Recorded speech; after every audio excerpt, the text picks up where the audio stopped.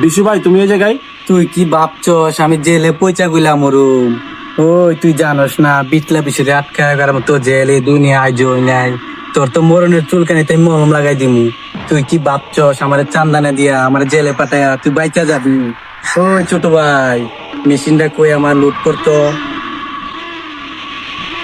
ভাই ভাই ভাই ভাই, আমি আসলে ভাই বিশু ভাই আমার ভুল হয়ে গেছে ভাই। ভাই ভাই আমার মাফ করে দেন ভাই। ভাই ভাই ভাই আমার মাফ। মাফ করার আমি কেটা? তোরে আমি উপরে পাঠাই দিই, ওই জায়গায় যায় তুই মাপ চাই। মান্দার পোলাই ভাবছে বিশুরে চান্দানা দিয়া ওই দুনিয়ায় রংবাজি করব, তাই তোর আমি উপরে পাঠাই দিলাম। ওই ছোট ভাই, বড় ভাইয়ের কাছে ফোনটা রাখাতো।